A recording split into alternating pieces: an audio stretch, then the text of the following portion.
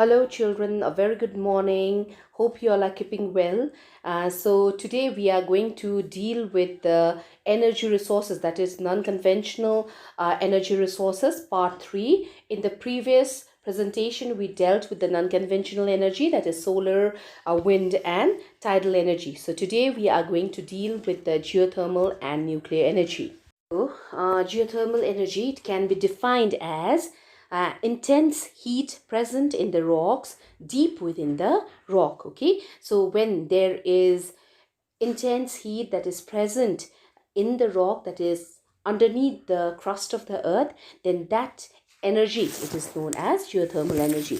Or we can also say that it is a heat energy that is contained in the rock and fluid. Not only rock, fluid, meaning the magma that fills the fractures, which is filling the pores within the rock in the earth's crust. That is also known as geothermal energy, and it is a clean and very sustainable source of energy.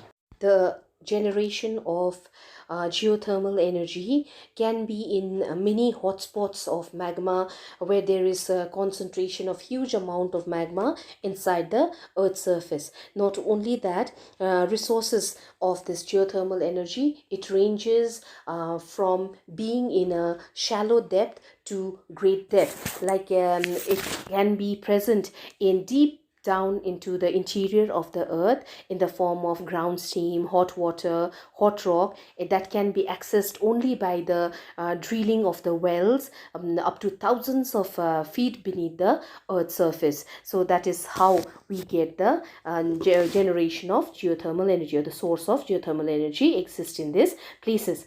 Extremely high temperature in deeper geothermal reservoir. So there is very high temperature in the reservoirs that is there deep in the interior of the earth, and that can be tapped, and it can be converted and used for the generation of electricity.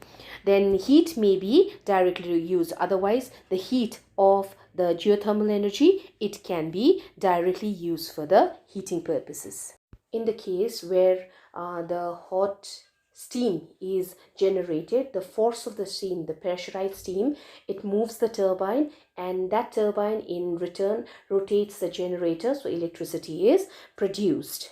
Or in some cases, what happens is the hot water is pumped from deep underground. The hot water that is present underneath the surface of the earth, it is pumped on the surface, which is under great pressure. Okay, so when that very hot water, which is under great pressure, it reaches the surface of the earth, at that time the pressure, it drops to a greater extent, and this causes the conversion of that hot water into steam. Okay, it gets converted into steam, and which in turn is now used to turn the turbines, and that turbine is connected to the generator for the generation of electricity. So this is how the generation of electricity takes place with the help of geothermal power.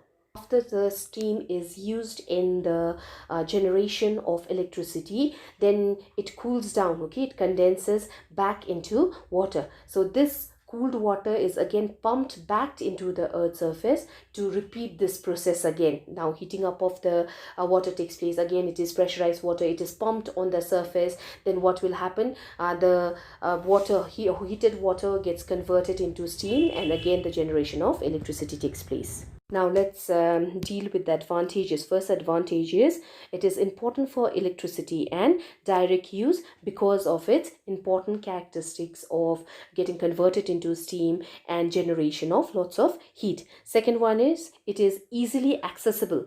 So because it is extensively distributed, especially in the fold mountain area, that's why it is easily accessible. The third one is it is environmentally friendly in nature. So environmentally, it is considered to be very friendly because a low emission of sulfur is there. Carbon dioxide is not generated.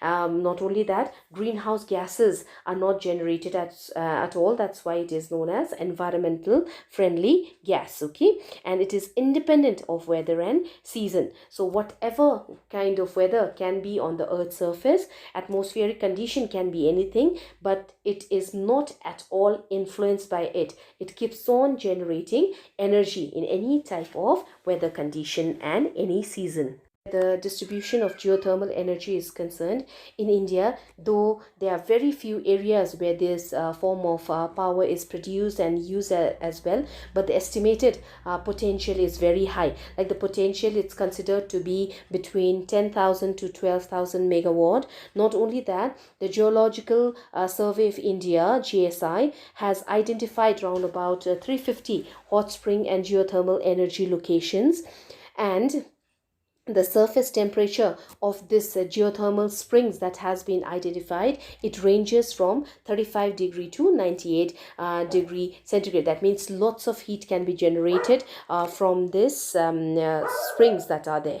Hot springs, which has very high temperature, it has been grouped together, and it is termed as a different province, like the Himalayan geothermal province, and then the Naga Lusai geothermal province, Andaman and Nicobar Island geothermal province. So they has been named according to the places they are found in. Okay, and in India, this geothermal plants are located in Manikaran in Himachal Pradesh, Puga Valley in Ladakh. It is a major geothermal area. The Cambay Basin and Alkananda Valley in Uttarakhand is also one of the geothermal power plant that can be seen in India. Apart from it, harnessing this form of energy in India is considered to be very recent, so it is not widespread. That means it is not the power plant has not been established everywhere in India. That's because it has been recently established. Let us now talk about the nuclear energy. Okay, so what exactly is nuclear energy? The definition has been given here. Nuclear atomic energy. So nuclear energy, it is also known as atomic energy, and it is the energy which is released with one atom of one chemical element changes into another, then lots of energy is released, then it is known as the nuclear energy. So nuclear energy, we can also say that it's a nuclear power is obtained from the energy that is stored in nuclei of an atom, which is occurring naturally, that like the elements like uranium, thorium, plutonium, all this energy, when it is generated, stored in the nuclei and it is generated, then it is known as the nuclear energy. Two types of reaction takes place where nuclear energy is concerned. So when there is combination of two atoms, then that is known as nuclear fusion. That basically takes place where generation of solar energy is concerned. And when there is separation of the larger element into two lighter element, at that time some energy is generated. That energy or that process, it is known as the nuclear fission, and that nuclear fission occurs when the nuclear reaction takes place in a smaller scale. Now see as to how the generation of power takes place in the nuclear power station. So this nuclear power station, what do they have? They have nuclear reactor. So the nuclear, they react, that means fission takes place, and that huge amount of heat is generated. So this heat that has been generated by in the nuclear reactor, it passes through a gas or a liquid which is known as the coolant, and this coolant goes to the heat exchanger, okay, where it starts to heat the water that is present in the heat exchanger, and this water gets converted into a steam. So this steam, it moves the turbine, and thus leading to the generation of electricity. Basically, there are two types of nuclear reactor. Okay, one is the pressurized water reactor, which is also known as PWR. Another one is boiling water reactor, which is known as the BWR. Okay, so these are the two types of reactors. Now, in the pressurized water reactor, what happens is the water is heated by nuclear reaction, but the water is not boiling because it is pressurized, and this heated water, it is circulated through the tubes, allowing it to go into the steam generator. Okay, and the water in the steam generator, it gets converted into steam, and this steam helps to turn the turbine, thus it generates electricity. And in the case of BWR, that is boiling water reactor, the water boils due to the nuclear reaction, and it produces heat, which in turn converts the water into steam, and the steam, it turns the turbine and thus generates electricity. So in both of these reactors, the water is reused. A first advantage of the nuclear energy is it reduces the amount of greenhouse gases. So when the energy is generated from nuclear power, then obviously they need not use any kind of fossil fuel. So when there is use of lesser amount of fossil fuel, then obviously there is reduction in the greenhouse gases, so the environment, it becomes clean. Second one is cost of fuel is 20% the cost of energy generated. So whatever energy it has been generated, it is 80% more than the fuel that is being used to generate this amount of energy.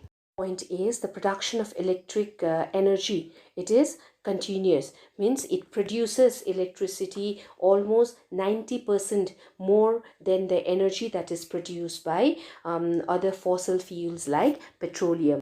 In India, where this generation of nuclear power is concerned, it is the fourth largest source of electricity after thermal, hydroelectricity, and renewable source of electricity in India. So India also has a very good reserve of certain nuclear minerals, like we can find uranium in Rajasthan, Jadugodam in Singhbum district. High grade thorium can also be found in monazite sand in the coastal Kerala region. Not only that, ilmenite and zirconium, it is found in Malabar coastal area and Coromandel coastal area as well.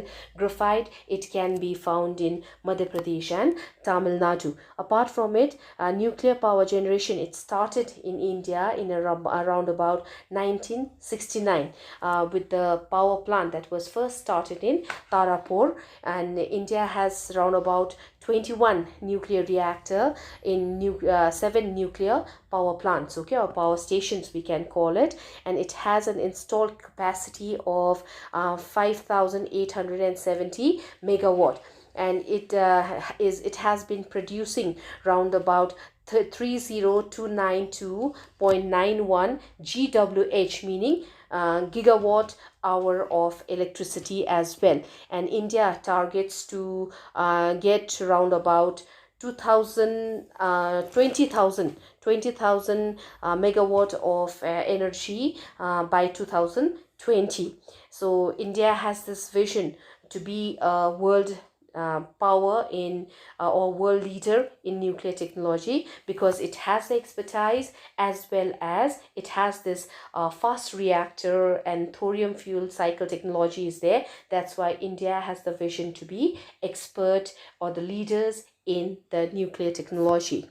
This is all for today, girls. So we will be dealing with the biogas energy in the next presentation. Bye bye.